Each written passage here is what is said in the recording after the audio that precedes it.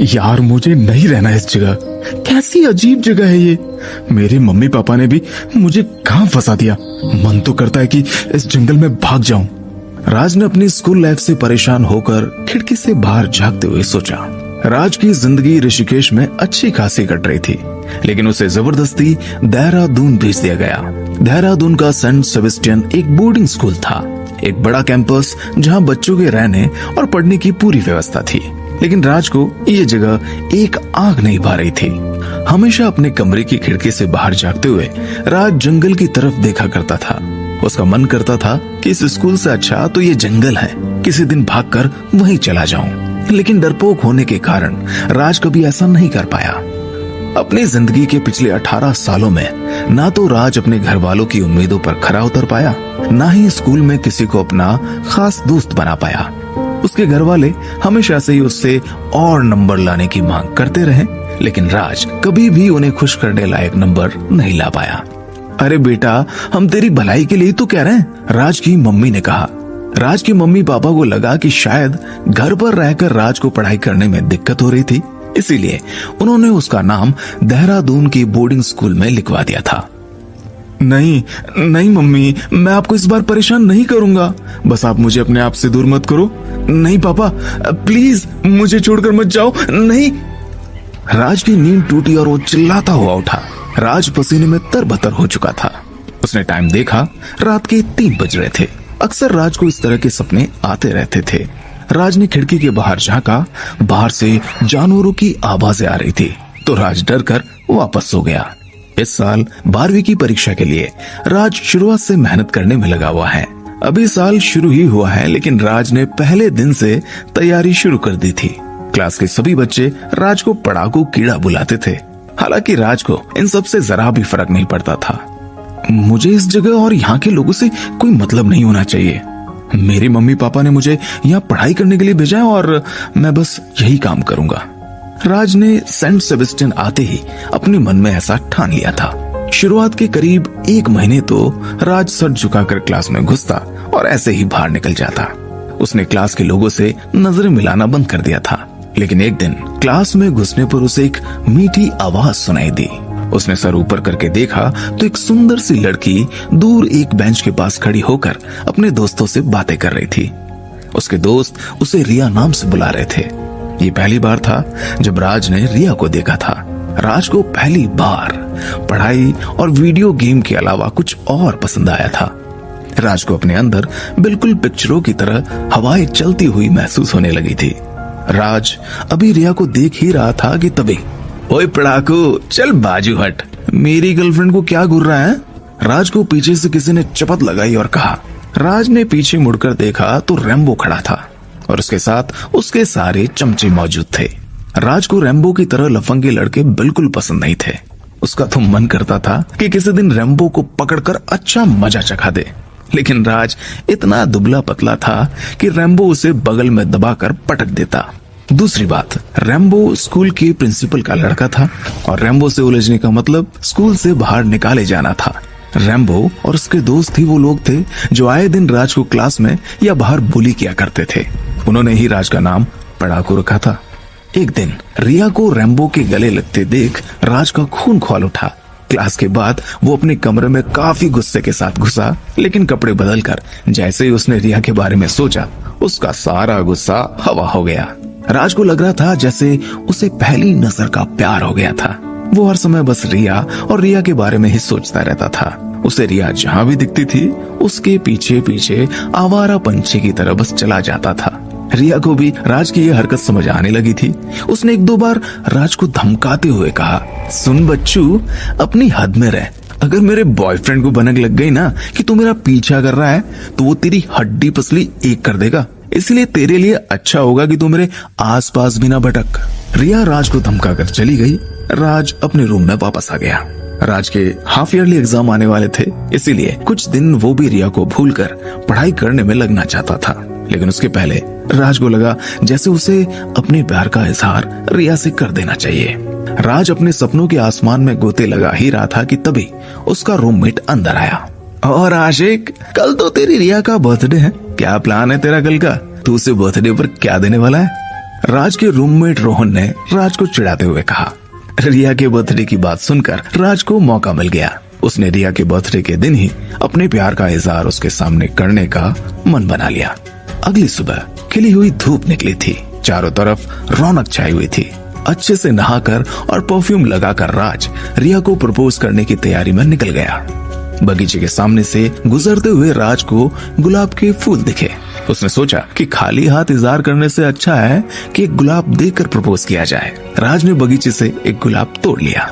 राज गाना गाते हुए रिया के पास पहुंचा और रिया को बर्थडे विश करने के साथ साथ राज ने घुटनों पर बैठकर उसे प्रपोज कर दिया। लेकिन आगे जो हुआ वो राज ने कभी नहीं सोचा था। तुम्हारी हिम्मत कैसे हुई गुलाब देने की? मैं तुम्हें पहले भी वार्न कर चुकी हूँ कि मुझसे दूर रहो, लेकिन तुम्हारी अकल तो घास चढ़ने गई है। देखना आज तो तुम्हारी खैर नहीं। रिया ने गुलाब राज के हाथ से छीनकर उसके टुकड़े टुकड़े करके हवा में उछाल दिए। फिर रिया दौड़कर रैम्बो के पास गई और उसको सारी बात बता दी। रैम्बो अपनी पूरी पलटन लेकर गुस्से से आग बबूला होकर राज को ढूंढने लगा। हालांकि उसे ज्यादा मेहनत नहीं करनी पड़ी। राज उस बगीचे में ही बैठा हुआ मिला। बगीचे में और भी बच्चे बैठे हुए थे, इसीलिए रैम्बो को राज की धुलाई करने और उसकी बेइज्जती करने का इससे अच्छा मौका नहीं दिख रहा था। राज एक पेड़ के नीचे दुखी होकर बैठ गया था। उसे रिया के जवाब से गहरा सदमा लगा था। अभी राज एक सदमे से उभर ही नहीं पाया था, तभी उसे रैम्बो की आवाज सुनाई दी। अबे पड़ाकू, बड़ी आशिकी सूझ रही है तुझे? रैम्बो ने गुस्से में कहा और राज की तरफ बढ़ने लगा। राज अपनी जगह पर खड़ा हो गया। वो समझ चुका था कि आज उसकी हालत खराब होने वाली है। उसके पैर अपनी जगह पर जम चुके थे। तभी रैम्बो ने अपने चमचों से गुलाब के फूल लाने को कहा और राज को पकड़ लिया। रैम्बो और उसके साथियों ने पहले तो राज को बहुत पीटा और फिर उसके कपड़े फाड़कर उसके ऊपर गुलाब के फूल डाल दिए। वहां मौजूद सभी लोग राज की हालत देखकर जोर जोर से हंसने लगे। रैम्बो ने सबके सामने राज की बेइज्जती करके रिया का बदला ले लिया था। राज अभी तक तो बस दुखी ही था, लेकिन अब सबके सामने शर्मिंदा भी होना पड़ा था।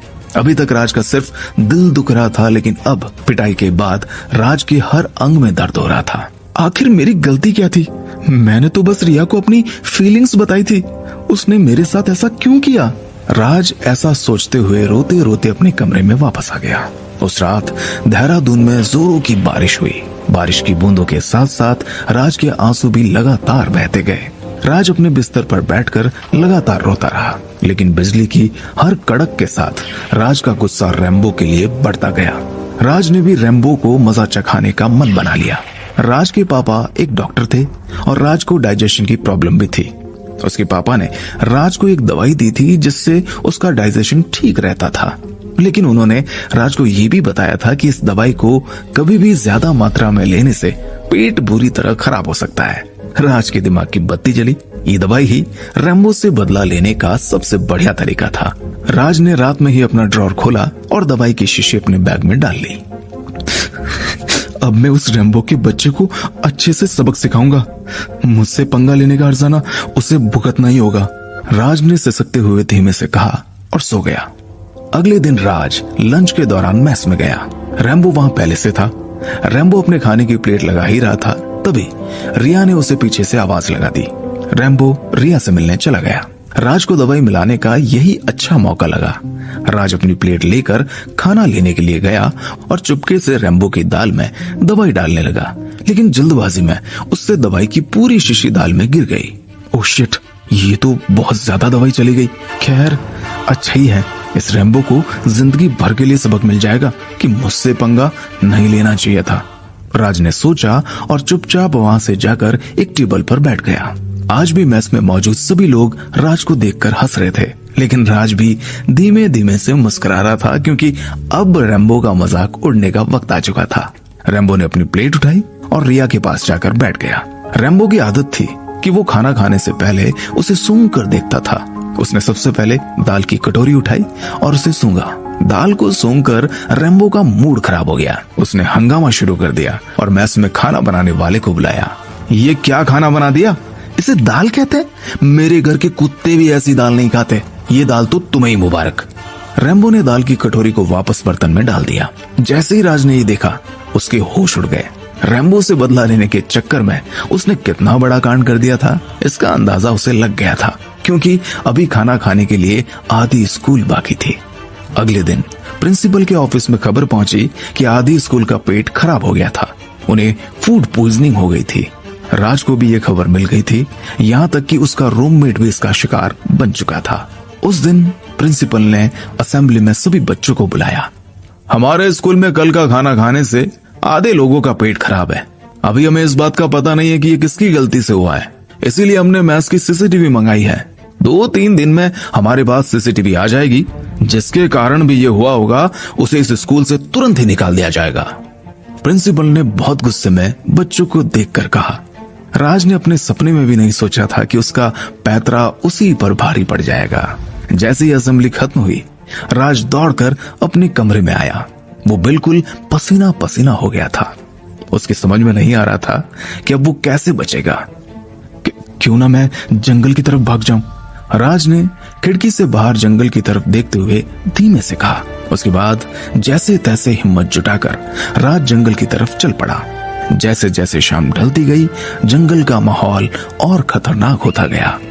चारों तरफ जानवरों की डरावनी आवाजें सुनाई दे रही थी। अब राज को जंगल में आने का पछतावा होने लगा, लेकिन वो काफी अंदर तक आ चुका था। यार, लगता है कि मैंने यहाँ आकर गलती कर दी। ये जगह कितनी भयानक है। ऐसा सोचकर राज ने वापस लौटना शुरू किया। तभी उसे झाड़ियों के पीछे से किसी जानवर की आंखें दिखाई दी।